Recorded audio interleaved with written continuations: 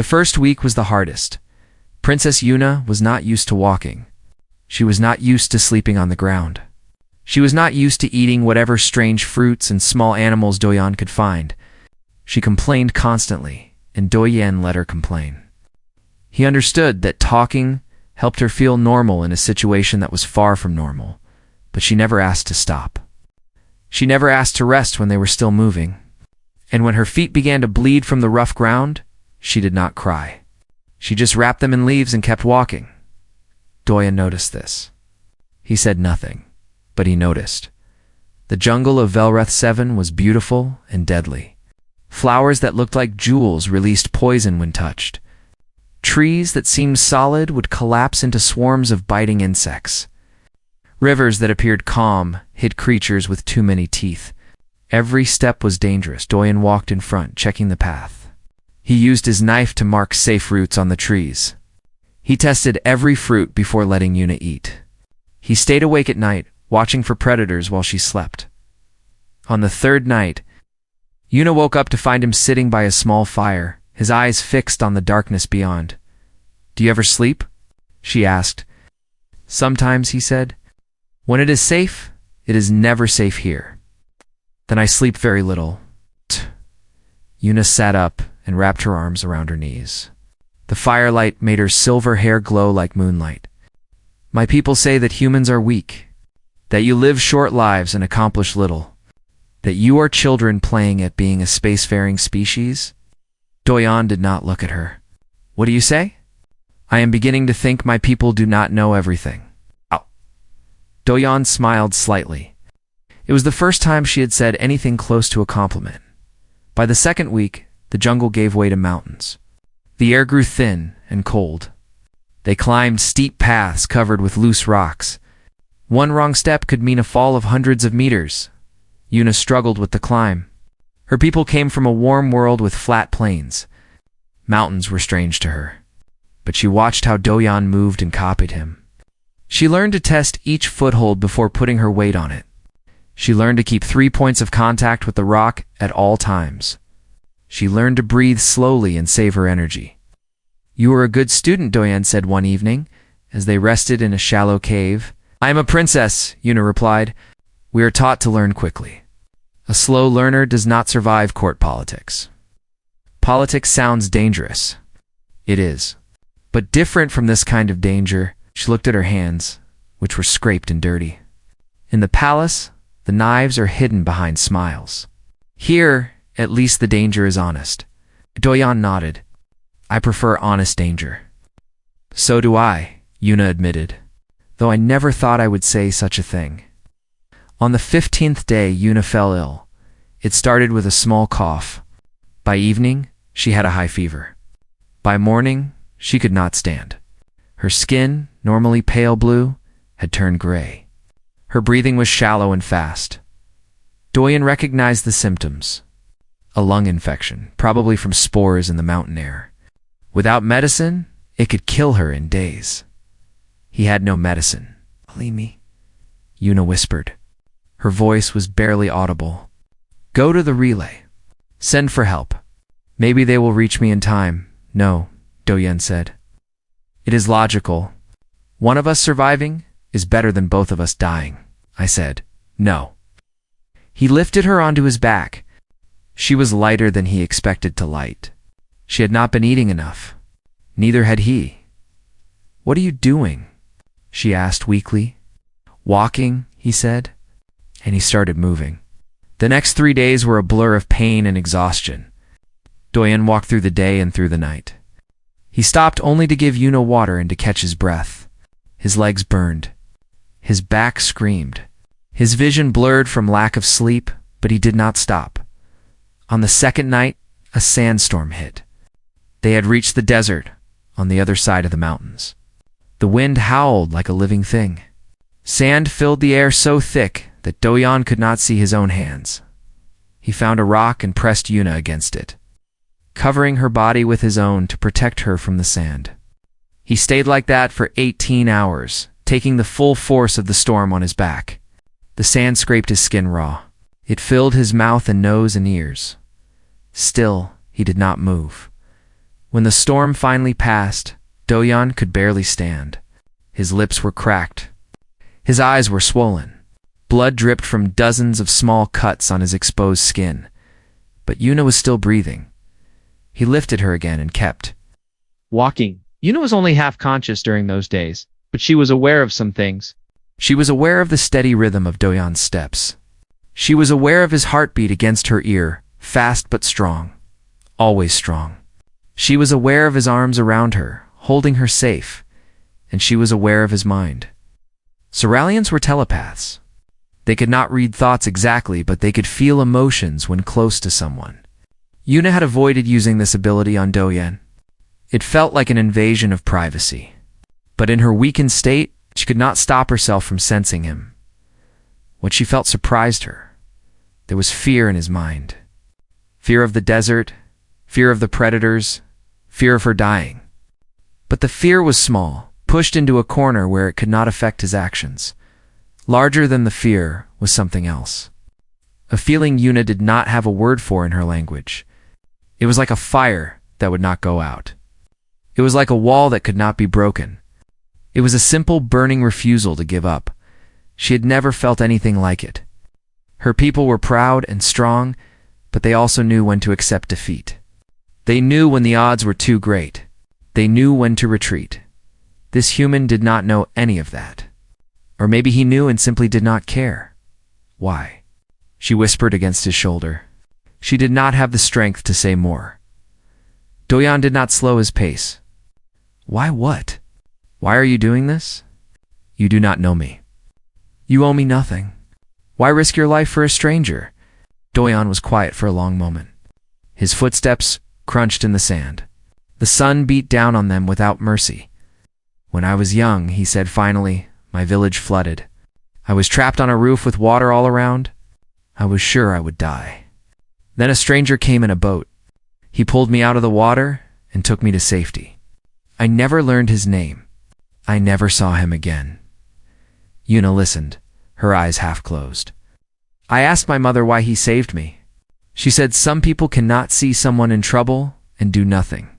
It is not in their nature. She said maybe one day I would understand. You understand now? Do-yeon adjusted his grip on her and kept walking. I think I do. On the 18th day, Yuna's fever broke. She woke up fully for the first time in almost a week. The first thing she saw was Do-yeon sitting beside her, watching the horizon. He looked like death. His face was burned and peeling. His eyes had dark circles under them. He had lost so much weight that his uniform hung loose on his body, but he was still there, still watching, still protecting her. You should have left me, she said. Her voice was hoarse but stronger. You are welcome, he replied. Yuna laughed. It was a weak laugh, but it was real. You are the strangest person I have ever met. I get that a lot. She reached out and touched his hand. It was the first time she had touched him voluntarily. His skin was warm and rough with calluses. Thank you, she said. Truly. Do-yeon looked at her hand on his. Then he looked at her face. Something passed between them, a connection that had nothing to do with telepathy and everything to do with what they had survived together. We are almost there, he said. Can you walk? Yuna tested her legs.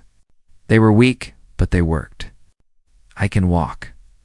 Then let us finish this. They stood together and looked north. In the distance, barely visible against the sky, was the outline of an old communication tower. The relay was close, but so were the Valkyrie ships, now appearing on the southern horizon. Do-yeon checked his pistol. He had 6 bullets left. Can you run? He asked. Yuna looked at the approaching ships. She looked at the distant tower. She looked at the human beside her, the human who had carried her through hell without complaint. For you, she said, I can run. They ran. The communication relay was old and broken. It sat on top of a cliff overlooking the sea, surrounded by crumbling walls and rusted metal. Once, it had been a busy station used by traders and explorers. Now it was abandoned, forgotten by everyone except the galaxy's maps. But its main transmitter still worked. Do-yeon could see that as soon as they arrived. The power was low, the antenna was damaged, and the control panel was covered in dust. But it could work. How long to fix it? He asked Yuna. She examined the equipment with quick, expert eyes. Despite being a princess, she clearly knew something about technology. 3 hours. Maybe 4? The damage is not as bad as it looks. Doyan nodded and looked south. The Varikar ships had landed somewhere in the desert.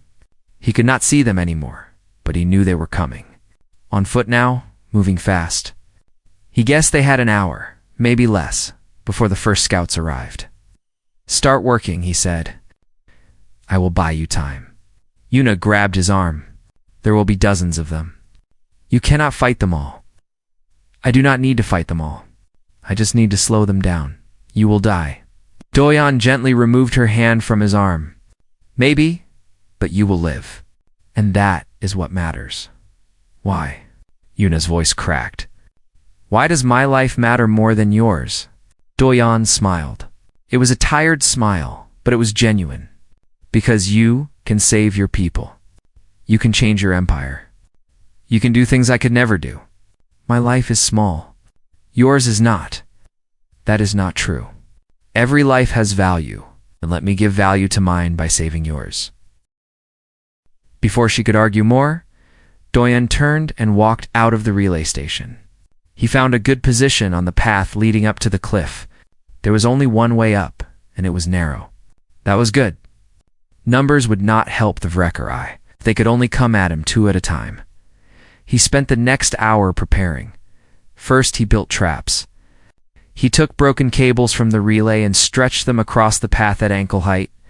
He found loose rocks on the cliff edge and balanced them so that a small push would send them tumbling down.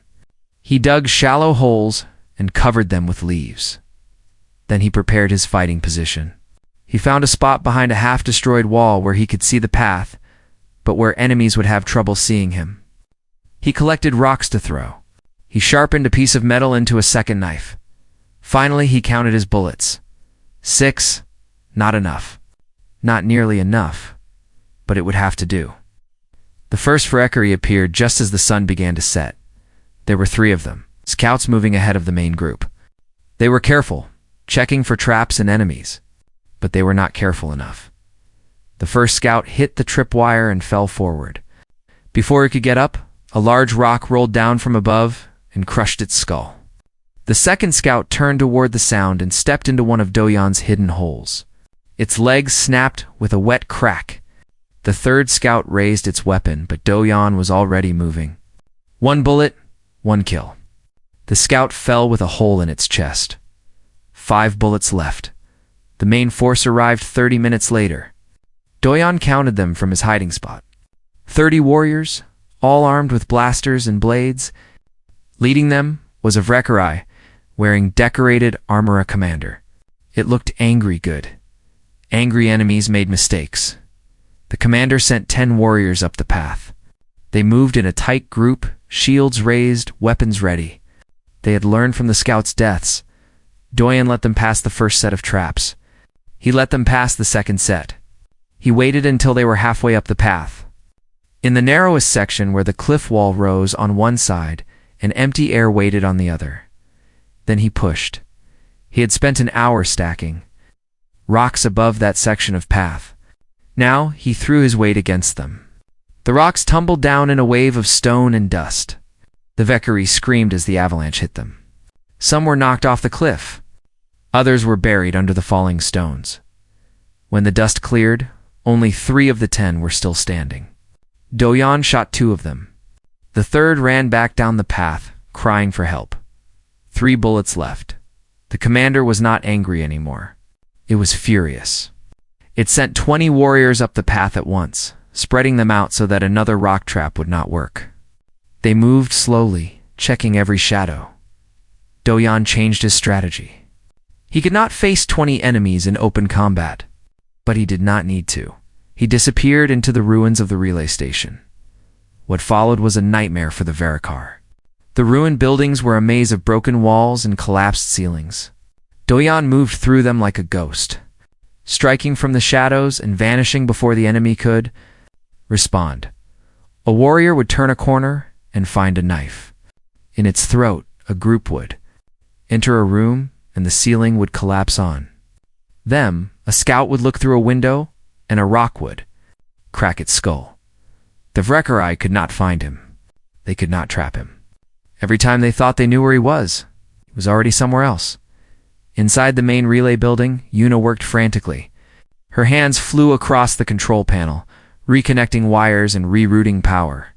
She could hear the sounds of fighting outside, gunshots, screams, explosions of collapsing stone.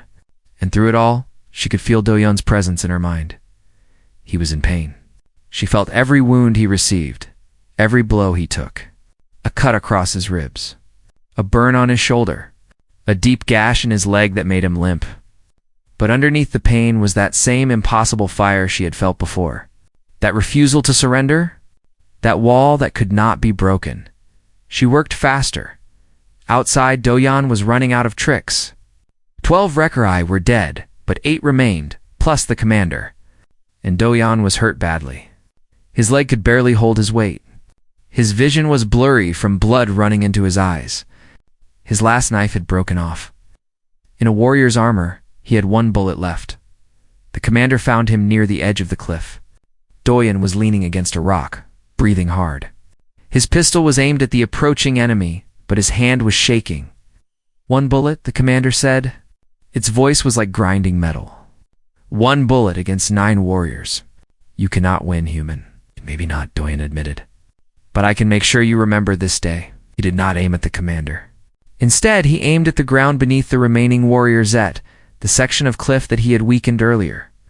Cutting into the stone when no one was watching, he fired. The bullet hit exactly where he intended. The weakened stone cracked. The crack spread. And suddenly, the ground beneath 7 of the warriors gave way, dropping them into the sea far below. The commander looked at the edge where its warriors had stood. Then it looked at the human who had done this. Its eyes burned with hatred. Now it is 1 against 2, Do-yeon said. He dropped his empty pistol and raised his fists. Better odds than before? The commander roared and charged. What followed was not a fight. It was a beating. The commander was bigger, stronger, and uninjured. It hit Do-yeon with blows that cracked ribs and split skin. It threw him against walls and stomped on him when he fell. It was not trying to kill him quickly. It was trying to make him suffer. But Do-yeon would not stay down. Every time the commander knocked him to the ground, he got up. Every time it hit him, he hit back. His blows did almost nothing against the creature's armor, but he kept throwing them. He kept fighting. Why will you not die? The commander screamed. Do-yeon spat blood and smiled with broken teeth. Because she needs more time. Inside the relay, Yuna pressed the final button. The transmitter hummed to life. The signal went out into space, a distress call on the Imperial frequency, broadcasting their location to anyone who could hear. Almost immediately, a response came. The Cerelian Third Fleet was nearby on patrol. They had received the signal. They were coming. 3 hours until arrival. Yuna ran outside to tell Do-yeon. What she saw made her scream. He was on the ground, barely moving. The commander stood over him, 1 clawed foot on his chest. The remaining warrior held Do-yeon's arm so he could not resist. Princess, the commander said when it saw her. Good. You can watch him die. Yuna felt something break inside her. Not fear. Not despair. Something else. Something that burned like a star-going supernova. Let him go, she said. Her voice was different, colder, harder. The commander laughed. Or what? You are no warrior. You are just a pretty prize. Yuna raised her hand. Her eyes began to glow with silver light. Ceralians were telepaths. They could feel emotions. But the Imperial family had a secret of power they rarely used because it was too dangerous. It's too destructive. They could do more than feel. Yuna reached into the commander's mind and found its deepest fears. She found its worst memories. She found the darkness it kept hidden from everyone, and she made it real. The commander screamed. It clutched its head and fell to its knees, seeing nightmares that existed only in its own broken mind. The warrior let go of Do-yeon and backed away in terror. Then Yuna did something she had never done before. She pushed harder. The commander stopped screaming. Its eyes went blank. It fell forward and did not move again. The last warrior ran. Yuna let it go. She did not care about it anymore. She ran to Doyan and fell to her knees beside him. He was barely conscious. His face was swollen and bloody. His breath came in short, pained gasps. "The signal," he whispered. "Did it work?" "Yes, they are coming." 3 hours. Doyan smiled. Half his teeth were missing. "Then we won." He almost died. "You impossible, stubborn human. You almost died. Almost does not count." Yuna pulled him into her arms, ignoring the blood that stained her clothes. For 3 hours, she held him like that, watching the sky for rescue ships and feeling his heartbeat against her chest. He had done it. Against impossible odds. Against an enemy that should have destroyed him. He had held the line. He had saved her again. When the Cerulean ships finally appeared on the horizon, Yuna did not feel relief. She felt something much more complicated. Something that scared her more than all the Varikar in the galaxy. She looked down at the broken human in her arms and realized that she was not ready to let him go. Doyan woke up in a bed softer than clouds. For a long moment, he did not move. He stared at the ceiling above him, high and white, painted with images of stars and planets. The air smelled like flowers. Gentle music played somewhere in the distance. He tried to sit up and gasped as pain shot through his body. "Do not move," a calm voice said. "Your injuries were severe. You need rest." Ow. Doyan turned his head. A Cerulean doctor stood beside his bed, checking readings on a floating screen. Behind the doctor, through a large window, Doyan could see a city made of crystal towers that caught the sunlight and scattered it into rainbows. "Where am I?" he asked. "The Imperial Medical Center on Cerealia Prime. You have been unconscious for 3 weeks." 3 weeks. Doyan closed his eyes and let that sink in. He remembered the fight. He remembered the pain. He remembered Yuna holding him as the sky filled with ships. "The princess," he said. "Is she safe?" The doctor's face remained neutral, but Doyan thought he saw something like surprise in its eyes. "Her Highness is well. She has visited you every day since you arrived. She is currently meeting with her father, but she asked to be informed when you woke." Before Doyan could respond, the door opened. A group of soldiers in ceremonial armor entered, followed by an official in elaborate robes. "Lieutenant Kong Doyan of the Earth Frontier Corps," the official announced. "Emperor Taiwan requests your presence in the throne room immediately." Doyan looked at his bandaged body. "I am not exactly in good condition for a royal meeting," the emperor insists. 2 hours later, Doyan stood in the greatest room he had ever seen. The throne room of the Cerulean Empire was larger than some cities. Pillars of white stone rose toward a ceiling so high that clouds actually drifted between them. Thousands of nobles stood on either side of a long carpet that led to a raised platform where a single figure sat on a throne made of light. Emperor. Taiwan was old and enchant by any species standards. His skin was pale blue like all Ceruleans, but his hair had turned pure white with age. His eyes, however, were sharp and clear. They watched Doyan approach with an expression that was impossible to read. Beside the throne stood Princess Yuna. She was dressed in royal clothes now. Her silver hair arranged in an elegant style decorated with jewels. She looked like a completely different person from the dirty, exhausted woman Doyan had traveled with, but when her eyes met his, he saw something familiar. Something warm. Doyan stopped at the foot of the platform and did what seemed appropriate. He kneeled. The movement hurt his still healing injuries, but he did not let it show. "Rise," the emperor said. His voice was soft, but carried through the entire room without effort. Doyan stood. "I have watched the recordings from my daughter's rescue beacon," the emperor continued. "I have seen what you did on Velreth 7. I have spoken with my daughter about your journey. I have one question for you, human." Doyan waited. "Why did you save her?" It was the same question Yuna had asked him. Doyen gave the same answer. Because she needed help. And I could help. A murmur ran through the crowd of nobles. The emperor raised a hand, and the room went silent. My advisors tell me that humans are a young species. They say you are impulsive, emotional, short-lived.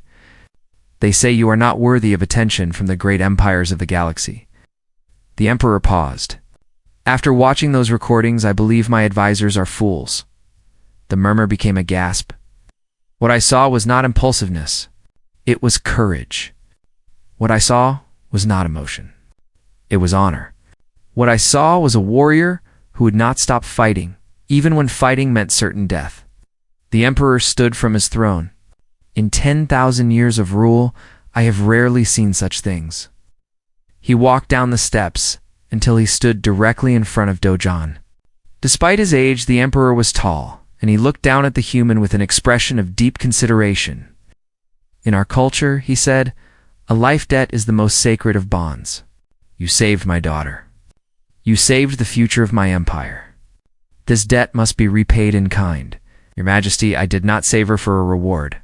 I know. That is why the reward will be so great. The emperor turned to face the crowd. By the ancient laws of our people, I hereby declare that Lieutenant Kong Doyan of Earth is to be engaged to Princess Yuna of the Cerealian Empire. They will be married within 1 year. The room exploded into chaos. Nobles shouted in anger and disbelief.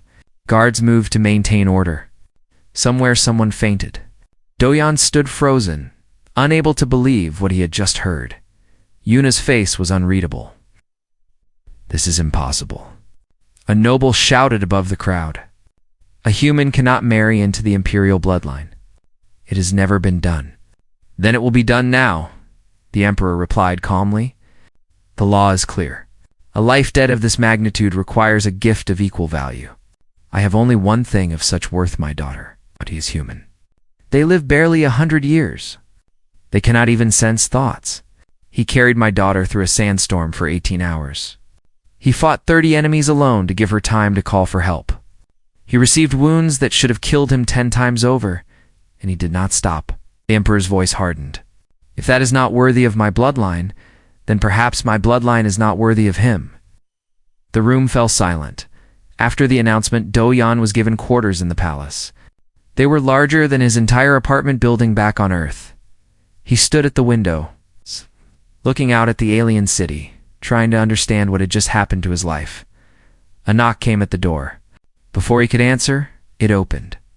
Yuna entered, still in her royal clothes, but with her hair now loose around her shoulders. They stood in silence for a long moment. Did you know? Doyan finally asked. That he would do this? No. My father rarely tells anyone his plans. She moved closer. Are you angry? I do not know what I am. Confused mostly. 12 hours ago, I was unconscious in a hospital bed. Now, I am engaged to an alien princess. I can ask him to cancel the decree. He is stubborn, but he loves me. If I insist, is that what you want? Yuna stopped. The question hung in the air between them. I do not know, she admitted. I know that my people will struggle to accept this. I know that your people will be shocked. I know that our lives will become very complicated, but... She looked at him. In her eyes, he saw the same warmth he had seen in the throne room. But I also know that I do not want to lose you. Not now. Not after everything we survived together. Doyan was quiet for a moment. Then he said, I do not know you well enough to love you. Yuna's face flickered with hurt. But, he continued, I would like the chance to. If you would give me that chance? She stared at him. Then, slowly, a smile spread across her face. It was the most beautiful smile Doyan had ever seen. I think I would like that too, she said. She reached out and took his hand. Her skin was cool and smooth against his rough, scarred palm. Outside, news of the engagement was spreading across the galaxy. Earth's government was receiving frantic reports. The Vrekari were planning revenge. And somewhere in the dark spaces between stars, other powers were beginning to pay attention to the small species called humanity. But in that moment, in that room, none of that mattered. Two people from different worlds stood together, holding hands, and wondered what the future might bring. 6 months passed faster than anyone expected. The galaxy had talked of nothing but the wedding since the announcement. News stations on 1,000 worlds discussed it constantly. Some called it beautiful, a union between species, a symbol of peace and understanding. Others called it a disaster and insult to Cerealian tradition, an embarrassment to the ancient empire. Dojan ignored all of it. He had more important things to focus on: learning Cerealian customs, meeting Yuna's enormous extended family, trying to understand the complicated politics of the imperial court, and, most importantly, getting to know the woman he was going to marry. They walked together in the palace gardens. They talked for hours about their different worlds. He told her about Earth, about oceans and mountains and cities that glowed at night. She told him about Cerealia, about the ancient forests, the crystal cities, the traditions passed down for 10,000 years. They learned each other's jokes. They discovered each other's fears. They fought sometimes, disagreeing about small things and occasionally about big things. But they always came back together, always forgave, always tried again by the time the wedding day arrived. Doyan knew one thing for certain: he was in love. The wedding ceremony took place in the Grand Temple of Cerealia Prime. It was the largest building on the planet, built to honor the gods that the Cerealians had worshipped long before they reached the stars. 10,000 guests filled the main hall. Billions more watched through broadcasts across the galaxy.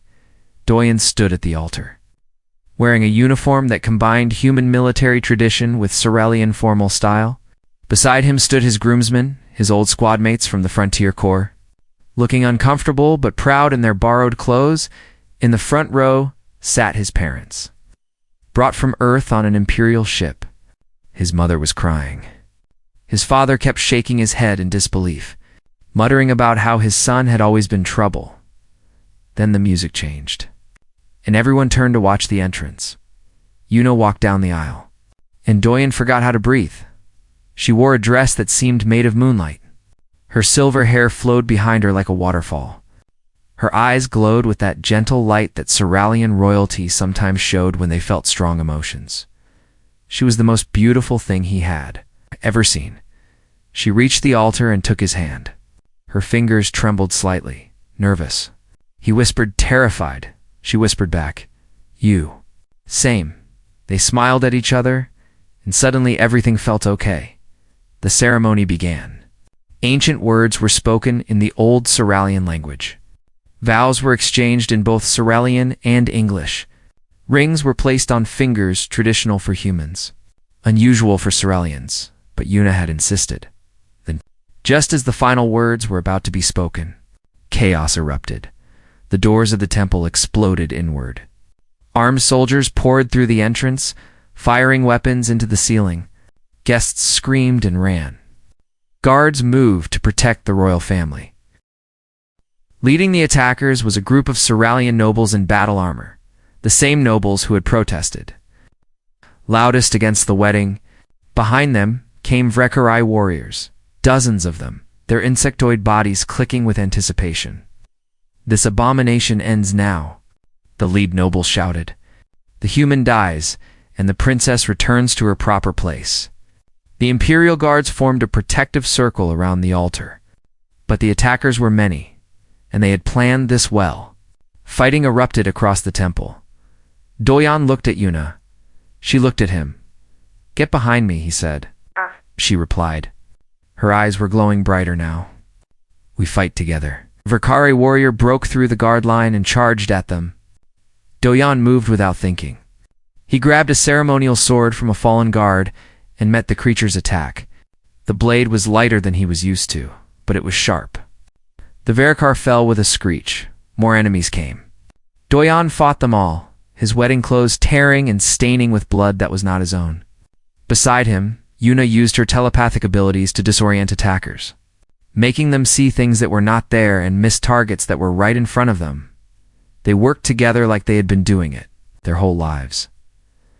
The battle was short but fierce. The attackers had numbers, but they had not expected the groom to fight like a demon. They had not expected the bride to be a weapon, and they had not expected the Emperor's personal guard to arrive so quickly. Within minutes, the attackers were defeated. The rebellious nobles were captured. The Verkari who survived were fleeing through the broken doors. Doyan stood in the middle of the temple, breathing hard. His fancy uniform was ruined. His face was splattered with alien blood. His hands still gripped the sword. Yuna walked up beside him. Her dress was torn and her hair was a mess, but she was smiling.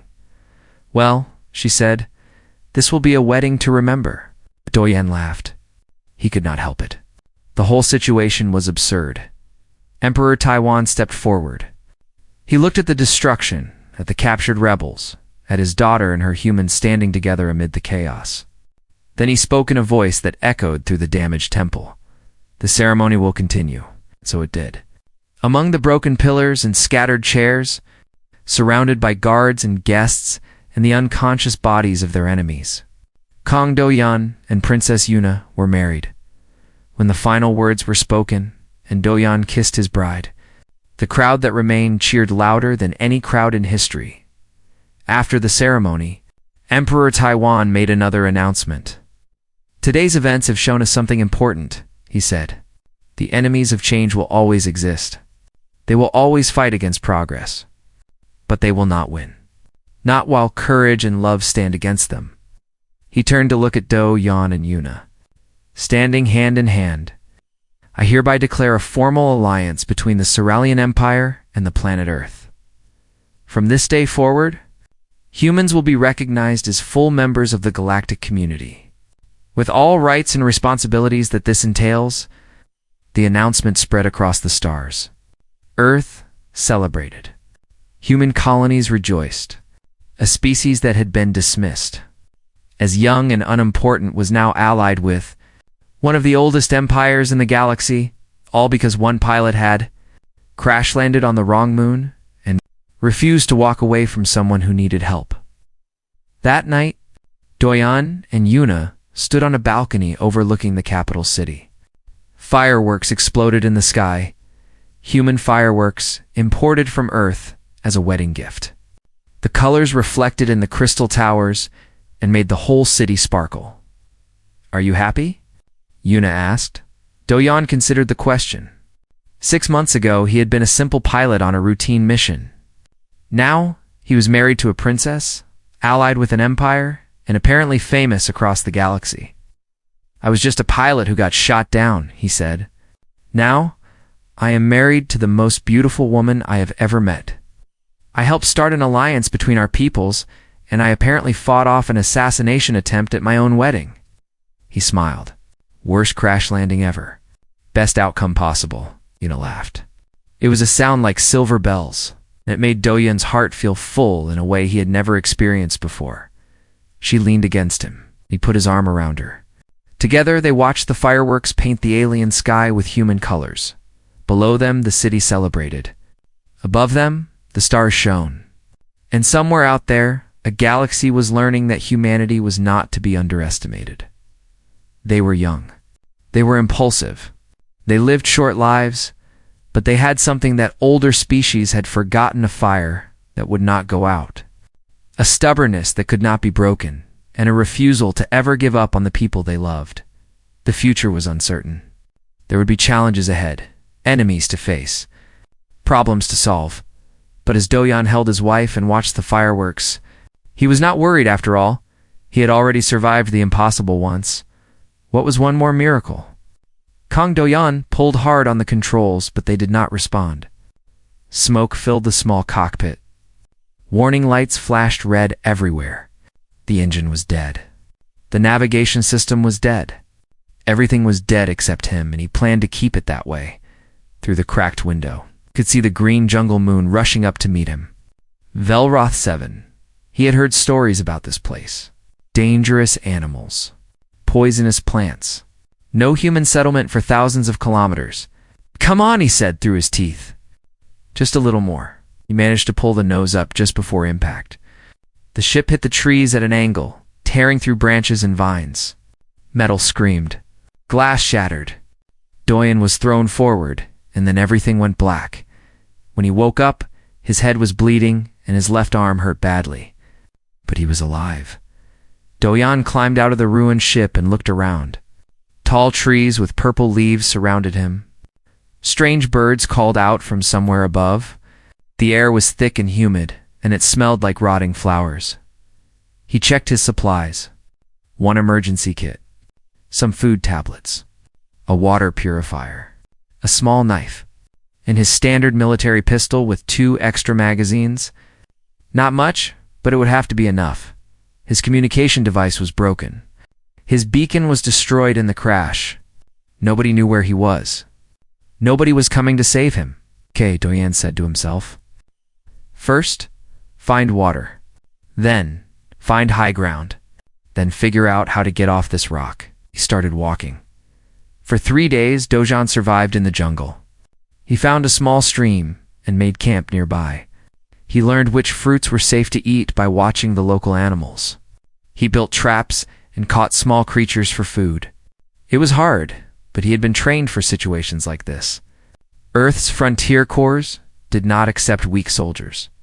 On the 4th day, everything changed. Doyan was hunting when he heard the sound of engines. He hid behind a large rock and watched as 3 armored vehicles moved through a clearing below him. They were not human vehicles. They were alien, long and black, with symbols he did not recognize. Walking between the vehicles were soldiers. They were tall and thin, with pale blue skin and silver hair. Cerealians. Doyan had seen pictures of them before. They were one of the oldest species in the galaxy. They thought very highly of themselves and very little of humans. But these Cerealians were not walking freely. They were prisoners. Their hands were bound, and they were being pushed forward by other creatures. Large, insectoid beings with hard shells and many arms, Verkar, space, pirates, slavers, the worst kind of criminals in the 5-state galaxy. In the center of the group, surrounded by guards, walked a young Cerealian woman. She was different from the others. Her clothes were finer, made of silk that shimmered in the light. Her silver hair was longer, decorated with small jewels. And around her neck was a collar connected to a chain held by the largest wrecker. Even from this distance, Doyan could see the fear in her eyes, but also the pride. She held her head high, even as a prisoner. A princess, Doyan whispered. He did not know how he knew. He just did. He should have stayed hidden. He should have let them pass. Getting involved with Cerealian politics and Verkar slavers was a good way to die. His mission was to survive and find a way home. Nothing else? But then one of the Verkar hit a Cerealian prisoner who had fallen. The crack of the blow echoed through the jungle. The princess turned to look, and her face twisted with pain and anger. Doyan's hands tightened into fists. This is stupid, he told himself. This is so stupid. He followed them anyway. The convoy stopped at nightfall. The Verkari made camp in a rocky area near a waterfall. They put the prisoners in cages and posted guards around the perimeter. Then most of them started eating and drinking, celebrating their catch. Doyan watched from the shadows. He counted the enemies. 12 Verkari, all armed. All bigger and stronger than him. The prisoners were weak and tired. Even if he freed them, they could not fight. The smart thing to do was walk away. Then the Vrecker leader walked up to the princess's cage. He said something that made his soldiers laugh. The princess spat at him. The leader's hand shot through the bars and grabbed her throat. Doyan did not remember deciding to move. One moment he was hiding in the darkness. The next moment, he was running toward the camp with his knife in one hand and his pistol in the other. The first guard never saw him coming. Doyan's knife found the gap in its armor, and the creature fell without a sound. The second guard turned just in time to catch a bullet between its eyes. Then everything became chaos.